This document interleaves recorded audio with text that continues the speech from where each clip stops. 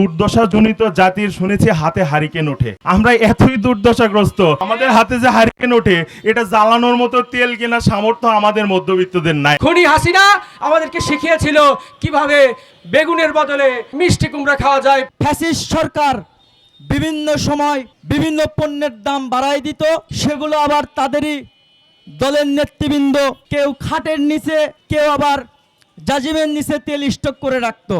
তো এখন তো আর আওয়ামী লীগ সরকার নাই যে গ্যাসের সিলিন্ডার কেউ আন্ডারগ্রাউন্ড করে রাখবে, তেল সেই জাজিমের নিচে করে লুকায় রাখবে।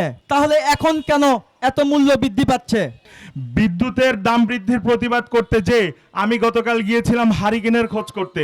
হারিকেন কিনতে যে হারিকেনওয়ালা আমাকে বলে, ভাই হারিকেন চালাবেন কি দিয়ে, তেল লাগবে তো। তো আমি বললাম সমস্যা কি ভাই, তেল দিয়ে কিনবো, তেল দিয়ে চালাবো হারিকেন।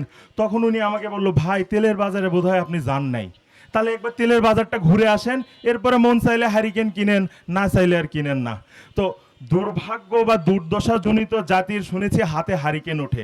আমরা এতই দুর্দশাগ্রস্ত যে আমাদের হাতে যে হারিকেন ওঠে এটা জ্বালানোর মতো তেল কেনার সামর্থ্য আমাদের মধ্যবিত্তদের নাই আমাদের দেশে। খুনি হাসিনা আমাদেরকে শিখিয়েছিল কিভাবে বেগুনের বদলে কলা খাওয়া যায়, কিভাবে বেগুনের বদলে মিষ্টি কুমড়া খাওয়া যায়, পেঁয়াজের বদলে পেঁপে খাওয়া যায়। আরে ভাই, এখন কি আমি তেলের বদলে পানি খেয়ে বেঁচে থাকবো? এই জুলাইয়ে বেতন ডাবল হওয়ার কথা ছিল। আরে ভাই, ডাবল তো দূরের কথা, অর্ধেক পে স্কেল এখন পর্যন্ত বৃদ্ধি পায় নাই। বছরের ইনক্রিমেন্ট যেটা বৃদ্ধি পায় মাত্র 5%, 7%, মূল্য বৃদ্ধি তো হয় 13%। কিসের 7%, কিসের 5%? মানুষ খাবে কি? আপনারা ইতিমধ্যেই লক্ষ্য করেছেন আমাদের যে নেতৃবৃন্দগুলো এখানে উপস্থিত হয়েছে তাদের বেশ কয়েকজনের চোখে আমরা কিন্তু একটা পট্টি মেরে দিয়েছি। এটা বলতে পারেন আমাদের একটা নীরব প্রতিবাদ। পালিপ রড দিয়ে পিটিয়ে তার চোখটাকে নষ্ট করে দেওয়া হয়েছে।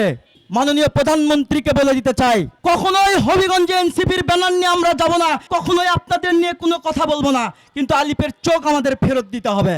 একটি অসাধু সিন্ডিকেট সেই গত 17 বছর খুনি ফ্যাসিস্ট হাসিনা জিয়ে রেখেছিল তার ক্ষমতায় থাকার সনদ হিসেবে। আমরা তো ভাই 2000 মানুষের রক্তের বিনিময়ে আপনাকে জুলাই সনদ দিয়েছি। আপনার তো আর ওই সিন্ডিকেটের সনদ প্রয়োজন নেই ক্ষমতায় থাকার জন্য। আপনি কেন সেই সিন্ডিকেটের কাছে আবার জিম্মি হলেন? আমাদের কলকারখানাগুলো গ্যাস সাপ্লাই পাচ্ছে না, এবং আমাদের বিদ্যুৎ কেন্দ্রগুলো যেগুলো থেকে গ্যাস থেকে বিদ্যুৎ উৎপন্ন করা হয় তারা গ্যাস সাপ্লাই পাচ্ছে না। বিদ্যুৎ দোহাই দেয় গ্যাসের, আর গ্যাসওয়ালা দোহাই দেয় বিদ্যুতের। আমরা ভাই জনগণ কার কাছে যাব? জুলাই আন্দোলন কিন্তু আপনারা একা করতে পারেন নাই। একে অপরের প্রতি সহানুভূতি হয়ে কাঁধে কাঁধ মিলাই কিন্তু শুধু বগুড়া না, সারা বাংলাদেশেই কিন্তু আমরা আন্দোলন করেছি।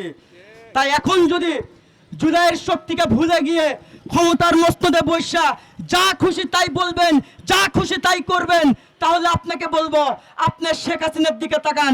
শেখ হাসিনাও কিন্তু ক্ষমতার দাম্ভিকতা দেখায় কিন্তু মানুষকে মানুষ মনে করতো না। বাংলাদেশে সব কিছুর মূল্য ছিল, শেখ হাসিনার কাছে শুধু মানুষের মূল্য ছিল না।